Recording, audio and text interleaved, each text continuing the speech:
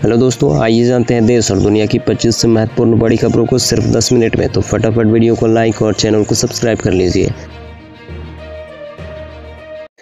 NEET paper leak मामले में CBI ने 2 आरोपियों मनीष प्रकाश और आशुतोष को पटना से गिरफ्तार किया है। दोनों ने पटना के प्ले एंड लर्न स्कूल को रात भर के लिए बुक कराया था। यहाँ 20 से 25 कैंडिडेट्स को आंसर रटवाया गया। यहीं से जली बुकलेट के टुकड़े भी मिले थे। इस मामले में 5 राज्यों से पुलिस ने 27 से ज़्यादा लोगों को गिरफ्तार किया है। उधर पेपर लीक के विरोध में एनएसयूआई कार्यकर्ता दिल्ली में एनटीए दफ्तर में घुस गए हैं। उन्होंने एनटीए के गेट पर अंदर से ताला लगा दिया है। भारत ने T20 वर्ल्ड कप के दूसरे सेमीफाइनल में इंग्लैंड को 68 रन से हरा दिया है। पहले बल्लेबाजी करते हुए भारत ने 20 ओवर में 7 विकेट पर 171 रन बनाए। इंग्लैंड की टीम 16.4 ओवर में 103 रन पर ऑल आउट हो गई है। संसद सत्र के चौथे दिन 27 जून को राष्ट्रपति द्रौपदी मुर्मू ने लोकसभा और राज्यसभा को संयुक्त रूप से संबोधित किया है। 50 मिनट के अपने अभिभाषण में उन्होंने हर मुद्दे पर बात की है। राष्ट्रपति ने कहा है पेपर लीक करने वालों को कड़ी सजा दिलाई जाएगी। उन्होंने सेना को आत्मनिर्भर बनाने की तैयारी भी बताई है। हालांकि उन्होंने अग्निवीर योजना का जिक्र नहीं किया है। नॉर्थ ईस्ट में शांति के लिए सरकार के प्रयासों का जिक्र किया गया। इस दौरान एनडीए सरकार के 5 साल का रोड मैप बताया गया। लोकसभा स्पीकर बनने के बाद ओम बिरला ने पहली स्पीच में इमरजेंसी का जिक्र किया था। इस मुद्दे पर राहुल गांधी समेत विपक्ष के नेताओं ने बिरला से मुलाकात की।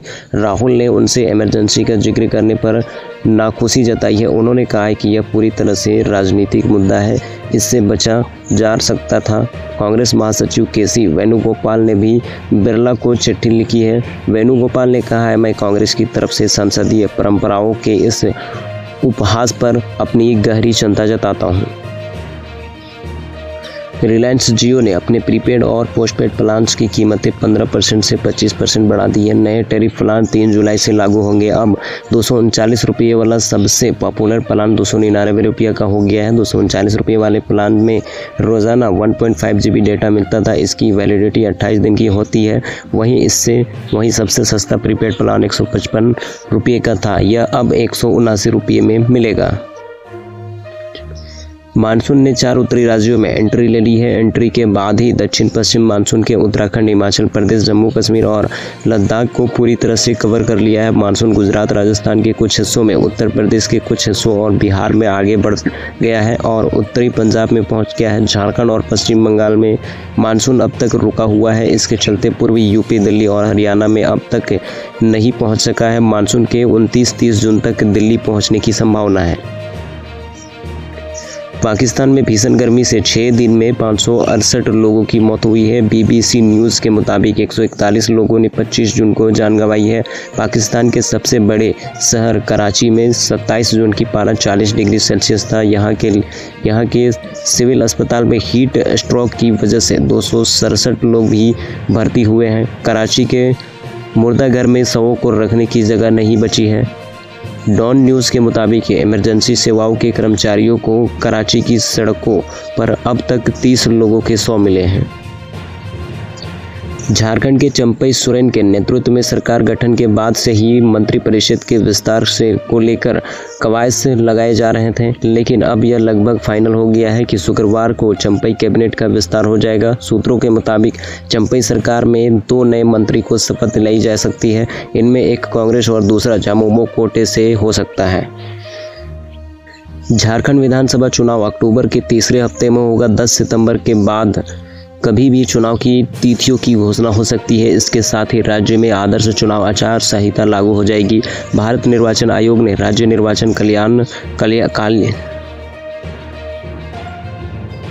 कार्यालय को यह संकेत दे दिए हैं कि हरियाणा, महाराष्ट्र और जम्मू कश्मीर के साथ ही झारखंड विधानसभा की भी चुनाव कराया जाएगा। हरियाणा विधानसभा का कार्यकाल 3 नवंबर जबकि महाराष्ट्र विधानसभा का कार्यकाल 27 नवंबर को समाप्त हो रहा है। हालांकि झारखंड विधानसभा का कार्यकाल 5 जनवरी तक है, फिर भी इस बार चुनाव साथ कराने की प्रबल संभावना है। वह 2019 में हरियाणा और महाराष्ट्र विधानसभा चुनाव के साथ साथ हुए थे, मगर झारखंड विधानसभा चुनाव अलग हुआ था। राज्य निर्वाचन कार्यालय इन तीनों राज्यों के समांतर ही झारखंड में भी चुनाव की तैयारियां में जुट गई है।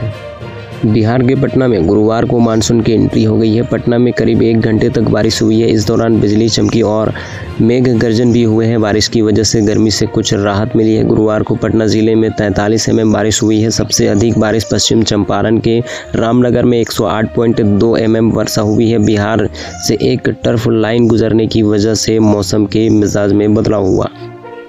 यूपी में पेपर लीक से 30% छात्रों ने छोड़ दी तैयारी। जो रुक गए उनका भरोसा टूटा। घर से फोन आते हैं, बाबू सिलेक्शन कब होगा।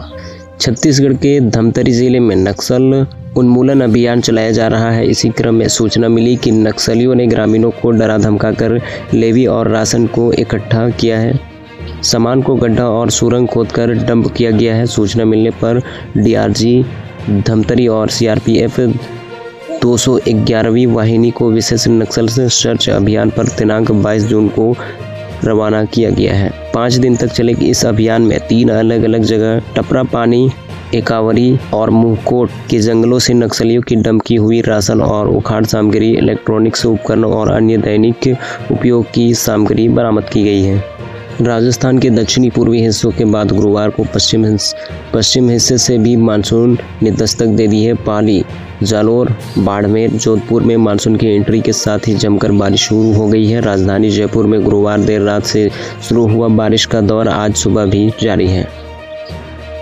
जम्मू कश्मीर में पिछले दिनों हुए आतंकी हमले के बाद माहौल बेशक अब शांतिपूर्ण है, लेकिन माता वैष्णो देवी के दर्शन करने वाले श्रद्धालुओं की संख्या काफ़ी कम हो गई है। श्राइन बोर्ड के अनुसार पहले माता के दरबार में रोजाना करीब 50 से 55 हज़ार श्रद्धालु आते थे। अब कुछ दिनों से श्रद्धालुओं की संख्या घटकर 25 से 30 हज़ार रह गई है। रोजाना करीब 25 हज़ार श्रद्धालुओं ही